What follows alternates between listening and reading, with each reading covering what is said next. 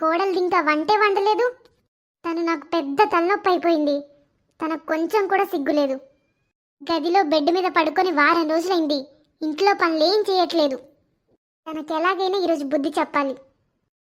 నేను చాలా రోజుల నుంచి జ్వరంతో ఉన్నాను, కానీ ఇంట్లో ఎవరూ పట్టించుకోవట్లేదు. ఇంకా ఆయన అయితే అసలు నన్ను కనీసం అడగను కూడా అడగలేదు. ఇంకా అత్తయ్య అయితే పని గురించి మాత్రమే బాధపడుతుంది. వారం రోజులైంది నా జ్వరం తగ్గక. నేను లేవలేకపోతున్నాను, కానీ ఎవరూ నన్ను అడగరు. లేవడానికి నాకు ధైర్యం కూడా లేదు. కోడలా, ఏమైంది నీకు? వారం రోజులుగా మంచం పట్టుకొని ఉన్నావు. కనీసం ఈ రోజైనా వంట చేస్తావా లేదా? వారం రోజుల నుంచి నేనే వంట చేస్తున్నాను. నీకు కొంచెం కూడా సిగ్గుగా లేదా? ఎలా పడుకుందో చూడు, కొంచెం కూడా సిగ్గు లేకుండా. కోడలా, ఇది నీ పుట్టిల్లు కాదు. మంచిగా బెడ్ మీద పడుకొని రెస్ట్ తీసుకోవడానికి. ఇది నీ అత్తగారిల్లు. అత్తయ్య, దయచేసి నన్ను హాస్పిటల్కి తీసుకెళ్ళండి. నా జ్వరం వారం రోజుల నుంచి తగ్గనే లేదు. నాకు అస్సలు బాగోలేదు అత్తయ్య. నేను అసలు నిలబడలేకపోతున్నాను. చూడుకోళ్ళా, నా ఇంట్లో ఇలాంటి నాటకాలు చేయకు. లేచి వంట చేస్తావా లేదా? లేదత్తయ్య, నేను లేవలేను. నువ్వు లేవలేవా? సరే, నీ నాటకాలు నా దగ్గర కాదు. ఇప్పుడే మీ నాన్నకి ఫోన్ చేస్తాను. నాకు ఇలాంటి కొడలొద్దు. హలో హలో చెల్లమ్మా, నమస్తే. మీ నమస్కారంతో నేనేం చేసుకోవాలి? ఇక్కడికి వచ్చి మీ కూతురిని తీసుకెళ్ళండి. నాకు ఇలాంటి కోడలొద్దు. ఏమైంది చెల్లమ్మా? ఏమైందా? మీరు మీ కూతురికి ఏం సంస్కారం నేర్పించారు? తనని ఇక్కడ నుంచి తీసుకెళ్ళి మంచి పెంపకం ఇవ్వండి, లేదా మీ కూతురిని మీతోనే ఉంచుకోండి. నా కొడుక్కి నేను మళ్ళీ పెళ్లి చేస్తాను. ఈ రోజే నా కొడుక్కి మళ్ళీ పెళ్లి చేస్తాను. నా కొడుకు కోసం అమ్మాయిలు క్యూ కడుతున్నారు. కానీ ఏం జరిగింది చెల్లమ్మా? అరే, మీ కూతురు మంచం పట్టి వారం రోజులైంది. ఇంటి పనులన్నీ నేనే చేస్తున్నాను. ఏ అత్తగారైనా కోడలు నుంచుకొని పని చేస్తుందా? క్షమించండి చెల్లమ్మా, నేను ఇప్పుడే అక్కడికి వస్తాను. నా కూతురికి అర్థమయ్యేలా చెప్తాను. ఇంకోసారి తను తప్పు చేయకుండా చూసుకుంటాము. తనకు ఒక్క అవకాశం ఇవ్వండి. ఎవరండి ఫోన్లో? ఎవరితో అంత భయంగా మాట్లాడుతున్నారు? ఎక్కడికి వెళ్ళాలని మాట్లాడుతున్నారు? ఏం జరిగింది చెప్పండి.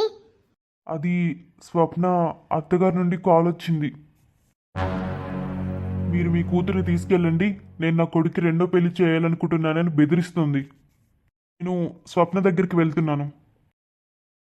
అరే, తను అలా ఎలా మాట్లాడగలదు? నా కూతుర్ని తీసుకురండి అక్కడి నుంచి. అక్కడ ఏం జరిగింది? కానీ అత్తయ్య, ఆమె మామయ్యతో అలా మాట్లాడడానికి కారణం ఏమై ఉంటుంది? హలో, దయచేసి త్వరగా ఇంటికి రండి.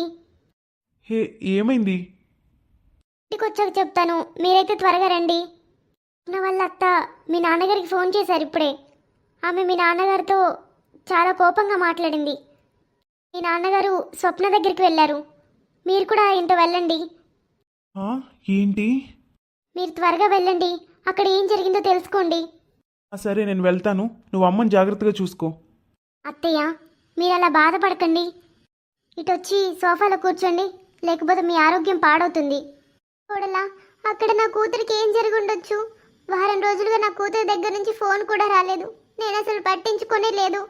నా కూతురు ఇంటి పనుల్లో బిజీగా ఉంటుందని, ఎందుకు ఇబ్బంది పెట్టడం అని నేను పట్టించుకోలేదు. ఇదంతా నా తప్పే. తనకేం జరుగుంటుందో తెలియట్లేదు. నాకు చాలా టెన్షన్గా ఉంది కోడల.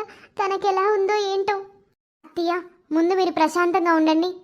మీరు ఎక్కువ టెన్షన్ తీసుకోకండి. మీరే ఇలా అయిపోతే తర్వాత స్వప్నాన్ని ఎవరు చూసుకుంటారు? అయ్యా, మీ అబ్బాయి కూడా అక్కడికే వెళ్ళాడు. మామయ్య ఆయన కలిసి చూసుకుంటారులే. మీరేం బాధపడకండి. దయచేసి కొంచెంసేపు రెస్ట్ తీసుకోండి. చెల్లమ్మా, వచ్చారా? నాకు అస్సలు అర్థం కావట్లేదు. మీరు మళ్ళీ మళ్ళీ ఏ మొహం పెట్టుకొని వస్తున్నారు? ఇవాళ చెప్పండి, అసలు మీరు మీ కూతురికి ఏం సంస్కారం ఇచ్చి పెంచారు? కనీసం మాట్లాడలేదు, మర్యాదే ఉండదు, మంచి కోడలుగా ఉండదు, ఇంటి పనులు కూడా చేయదు. మీకు కొంచెమైనా సిగ్గుండాలి. అలాంటి మూర్ఖురాల్ని నా కొడుక్కిచ్చి పెళ్లి చేశారు. నా కొడుకు జీవితాన్ని నాశనం చేశారు. నా కొడుకు కోసం అందమైన అమ్మాయిలు లైన్లో ఉన్నారు. మొదటిసారి మా నాన్నని ఇలాంటి వ్యక్తి అవమానించడం. కానీ నేనేమీ చేయలేను, ఎందుకంటే ఇది నా చెల్లి అత్తగారిల్లు. ఆమె స్థానంలో ఎవరైనా ఉండుంటే ఈరోజు వాళ్ళ మూతి పగలగొట్టేవాణ్ణి. నా ఇంటిని నాశనం చేయడానికి నువ్వు నీ కూతుర్ని కన్నావా? వంట చేయడం, ఇంటి పనులు చేయడం ఎలాగో తెలీదు. కనీసం తను ఒక ఇద్దరు వ్యక్తుల మధ్య కూర్చోబెట్టలేను నేను. ఎందుకంటే తనకి మర్యాదగా మాట్లాడడమే రాదు. చదువుకొని మూర్ఖురాలు. కానీ వద్దురా, నీ చెల్లి అత్తగారిల్లు, ఇక్కడ కోప్పడకు. మనం విషయాన్ని కామ్గా పరిష్కరించుకోవాలి. నువ్వు ప్రశాంతంగా ఉండు. నీ కూతురికి నాలాంటి అత్త దొరకడం వరం. నా ప్లేస్లో వేరే వాళ్ళు ఉండుంటే తన పరిస్థితి ఇంకా దారుణంగా ఉండేది. మీరు ఇక్కడే నిలబడతారా, వెళ్ళి మీ కూతురిని కలుస్తారా? వెళ్ళండి. మీ కూతురు వారం రోజుల నుంచి మంచం పట్టుకునే ఉంది. తనకి అర్థం అయ్యేలా చెప్పండి. అర్థం కాకపోతే ఆమెను మీతో తీసుకెళ్ళిపోండి. 1 నెల, 2 నెలల, 3 నెలల కావాల్సినన్ని రోజులు మీ దగ్గరే ఉంచుకోండి. కానీ తనకి బుద్ధి చెప్పి నా ఇంటికి పంపండి.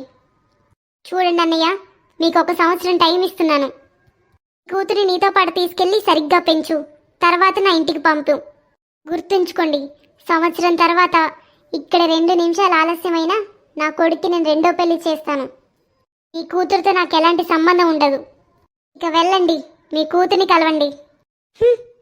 అమ్మ స్వప్న, చెల్లి, నాన్న, నాన్న, నా తప్పేమీ లేదు నాన్న. నాన్న, వీళ్ళు అసలు మనుషులే కాదు, రాక్షసులు, రాక్షసులు నాన్న.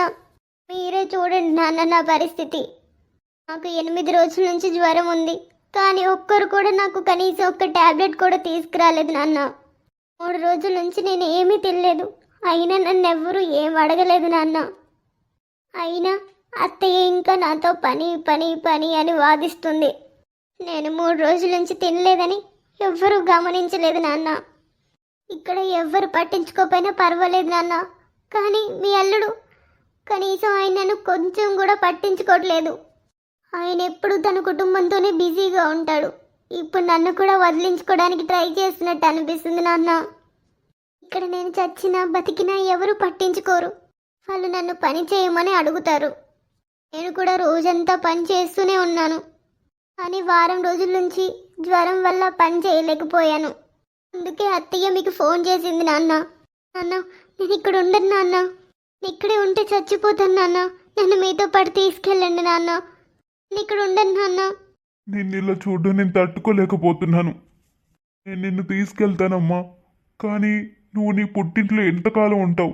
1 రోజా, 2 రోజుల, 1 నెల, 2 నెలల? తర్వాత నువ్వు ఇక్కడికే రావాలి కదమ్మా. ఎందుకంటే ఇది నీ అత్తగారి ఇల్లు. నువ్వు ఇక్కడే ఉండాలమ్మా. నువ్వు ఇక్కడే అడ్జస్ట్ అవ్వాలమ్మా. ఎందుకంటే నేను చూస్తున్న దాని ప్రకారం మీ అత్తమామలు చాలా కోపంగా ఉన్నారు. ఇప్పుడు నేను ఇక్కడి నుంచి తీసుకెళ్తే వాళ్ళు ఏమైనా చేయగలరు. అల్లుడు నీకు విడాకులు ఇస్తే నీ జీవితం నరకం అవుతుంది. నాన్న, ఇంతకంటే నరకమైన జీవితం ఇంకే ఉంటుంది? కనిపించట్లేదా స్వప్నకేమైందో? వీళ్ళు అసలు మనుషులే కాదు, రాక్షసులు నాన్న. నా చెల్లి వీళ్ళతో కలిసి ఉండదు. తనని తీసుకెళ్ళిపోదా నాన్న. నువ్వు చిన్నపిల్లాడివిరా, నీకేమీ తెలీదు. మనం కోపంతో కాదు, వివేకంతో ఆలోచించాలి. ఇది స్వప్న జీవితానికి సంబంధించిన విషయం కాబట్టి ప్రశాంతంగా ఉండు. స్వప్న, నేను నా 2 పిల్లల మధ్య ఎప్పుడూ తేడా చూపించలేదు. నేను మీ అన్నయ్యని ఎంతగా ప్రేమిస్తున్నానో నిన్ను కూడా అంతే ప్రేమిస్తాను. కానీ నువ్వే అర్థం చేసుకో స్వప్న. నేను ఇప్పుడు నిన్ను నాతో తీసుకెళ్తే చాలా దారుణమైన పరిస్థితులు వస్తాయి.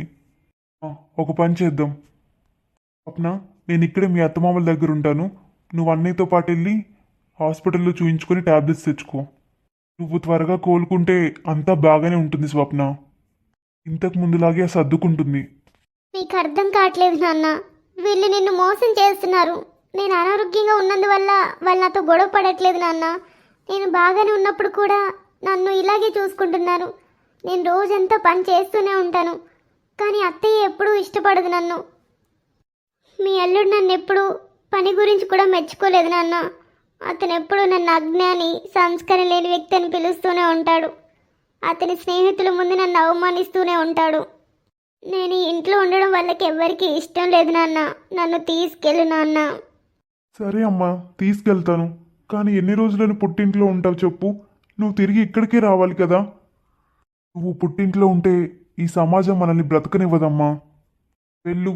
వెళ్ళి చెల్లిని తీసుకొని హాస్పిటల్లో చూయించుకొని తీసుకొనిరా.